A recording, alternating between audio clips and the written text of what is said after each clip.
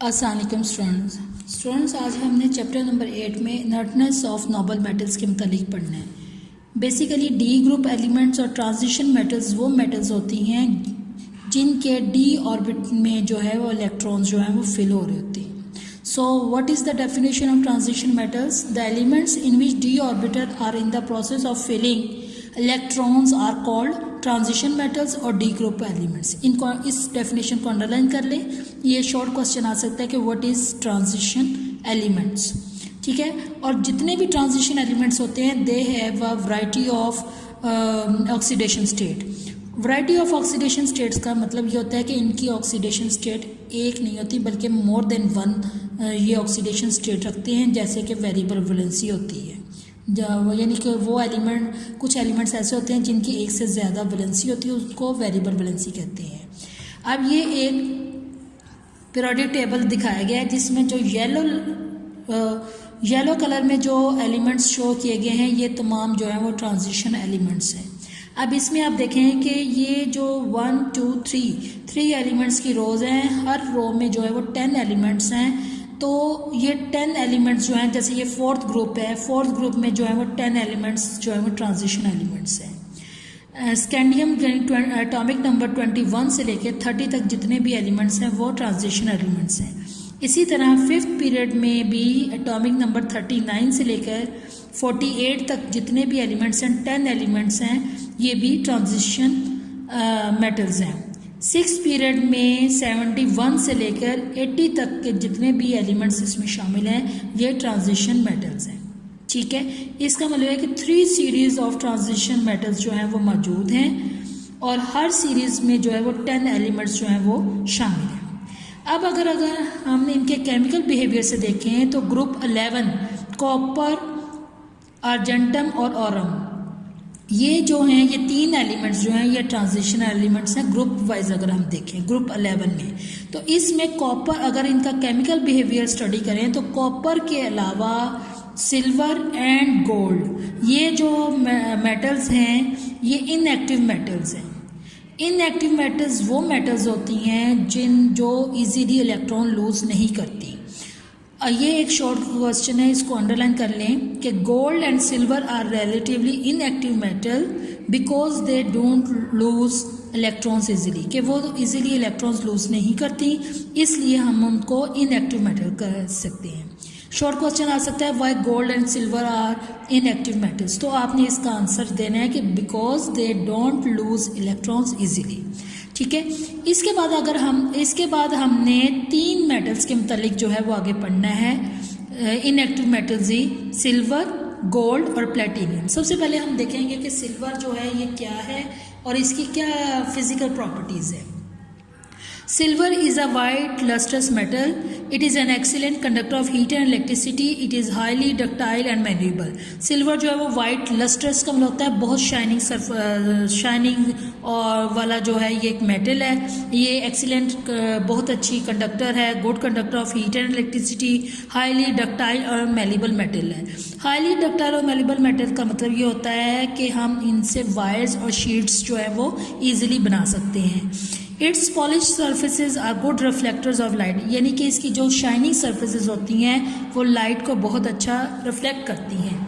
और इनकी सरफेस के ऊपर सल्फाइड या ऑक्साइड की जो थिन लेयर होती है वो इसको रिलेटिवली जो है अनरिएक्टिव बना देती है। वो कहते हैं कि नॉर्मल कंडीशंस में एटमॉस्फेयर में एयर डज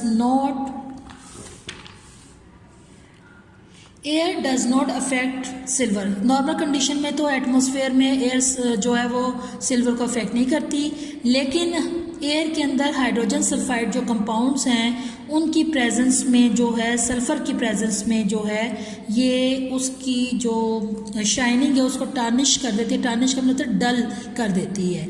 और वो एयर के अंदर हाइड्रोजन सल्फाइड मौजूद है और हाइड्रोजन सल्फाइड के अंदर सल्फ़र की जो प्रेजेंस है उसकी मौजूदगी में ये उसको टार्निश कर देती है।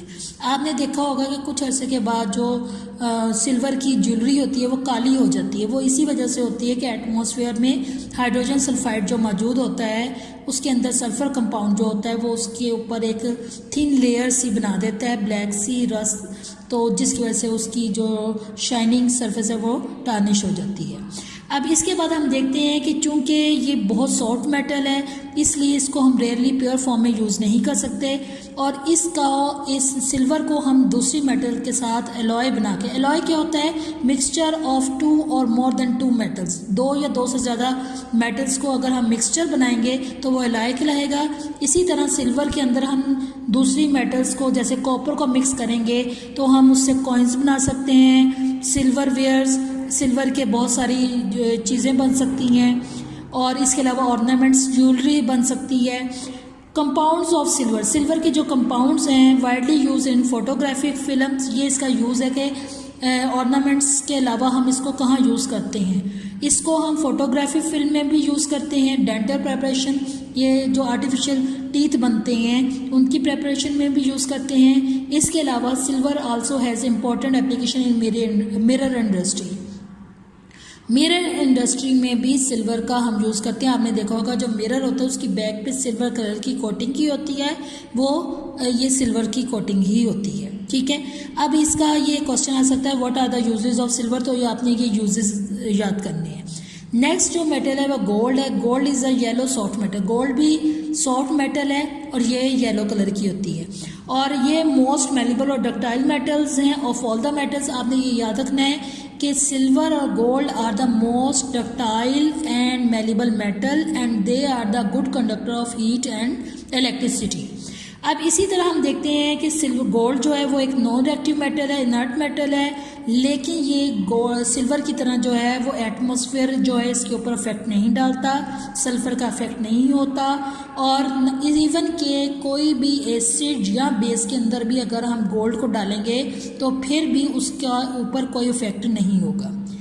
Because of its inertness in the atmosphere, it is an ornamental metal as well as used in making coins. वो कहते हैं कि चूंकि ये inertness है एटमॉस्फेयर का, इसके ऊपर अफेक्ट नहीं होता, इस वजह से हम इसको ऑर्नामेंटल मेटल के तौर पर भी यूज़ करते हैं, कॉइन्स बनाने में भी, ज्वेलरी बनाने के लिए भी। और gold is too soft used as such, यानी कि इसको प्योर फॉर्म में हम कभी भी यूज़ नहीं करते।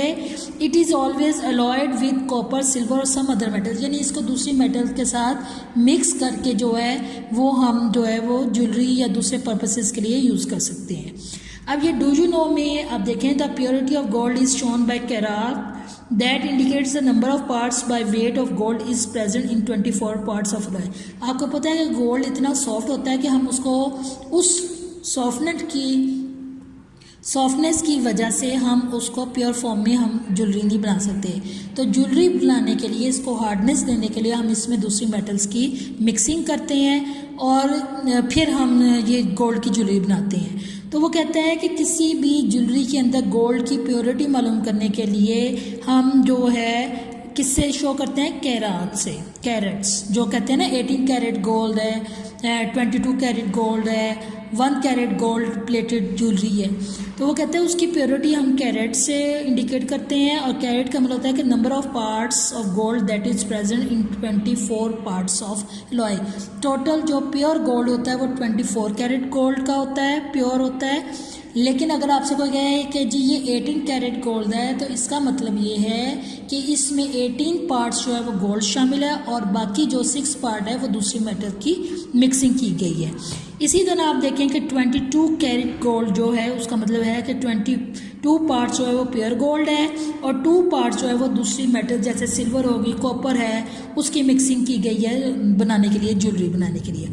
वाइट गोल्ड जो है ये एक अलॉय होता है जिसमें हम गोल्ड के साथ प्लेडियम और निकल और जिंक की मिक्सिंग करते हैं। इसको भी अंडरलाइन कर लें, ये एमसीक्यूज में आ सकता है कि वाइट गोल्ड किस चीज़ का अलॉय है। नेक्स्ट जो मेटल है वो प्लेटिनियम है। Platinum is use to make jewellery items because of its unique characteristics like colour, beauty, strength, flexibility and resistance to tarnish.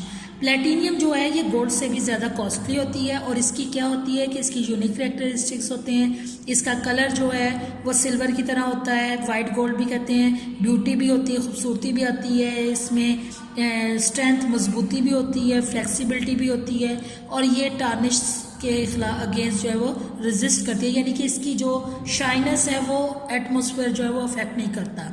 और इसके अलावा जितने भी जेमस्टोन्स हैं, डायमंड्स हैं, वो जो है वो प्लेटिनियम के मेटल के अंदर जो है वो बहुत अच्छे तरीके से फिक्स होते हैं, इसलिए जितनी भी डायमंड ज्वेलरी है वो प्लेटिनियम की जो ऑर्नामेंट्स या प्लेटिनियम मेटल यूज़ करते हैं उसको फिक्सिंग के लिए। ठीक है, इसके अलावा एक और इस्तेमाल ये है कि platinum alloyed with platinum and rhodium are use as catalyst in automobiles as catalytic converter, यानी कि प्लेटिनियम का प्लेटियम रोडियम के साथ मिक्स करके हम एक अलॉय बनाते हैं जिसको हम कहते हैं कैटालिटिक कन्वर्टर। अब ये जो कैटालिटिक कन्वर्टर है ये ऑटोमोबाइल्स हमारी गाड़ियों के अंदर मौजूद होता है और इसका फंक्शन क्या होता है कि ये जितनी भी टॉक्सिक गैसेस होती हैं जो कि व्हीकल्स में फ्यूल्स की बर्निंग के दौरान प्रोड्यूस हो रही होती हैं उनको लेस हार्मफुल गैसेस जैसे कार्बन डाइऑक्साइड हो गया, नाइट्रोजन हो गया और वाटर वेपर्स में कन्वर्ट करता है। ठीक है, ये भी आपने अच्छे तरीके अंडरलाइन कर लिया और इसको अच्छे तरीके से याद करना है क्योंकि ये आ सकता है कि what is catalytic converter and how it is used. तो आपने बताना है कि प्लेटिनियम अलॉयड जो है वो प्लेटियम और रोडियम के साथ जो है मैं अलॉय बनाकर हम उसको कैटालिटिक कन्वर्टर जो है ऑटोमोबाइल्स के अंदर यूज़ करते हैं और उसका फंक्शन क्या होता है कि टॉक्सिक गैसेस को लेस टॉक्सिक या लेस हार्मफुल गैसेस में कन्वर्ट करता है। ठीक है, और इसके अलावा दूसरे यूजेस जो हैं वो ये हैं कि platinum is use in the production of hard disk drive coating, यानी कि हार्ड डिस्क ड्राइव की जो कोटिंग है उसके ऊपर प्लेटिनियम की लेयर लगाते हैं। फाइबर ऑप्टिक केबल्स में भी इसकी कोटिंग करते हैं। इसके अलावा हम platinum is use in the manufacturing of fibre glass की मैन्युफैक्चरिंग में, रेनफोर्स प्लास्टिक और इसके अलावा जो LCDs हैं जो हमारी LEDs हैं उनकी जो ग्लास है उसमें भी हम इसको यूज़ करते हैं और LCD का ये एब्रीविएशन याद रखिएगा, लिक्विड क्रिस्टल डिस्प्लेस है। अब आपने इसके प्लेटिनियम के यूजेस भी याद करने हैं। अब जो मैंने आपको अंडरलाइन करवाया वो आपने बहुत अच्छे तरीके से इसको याद करना है। अल्लाह हाफिज़।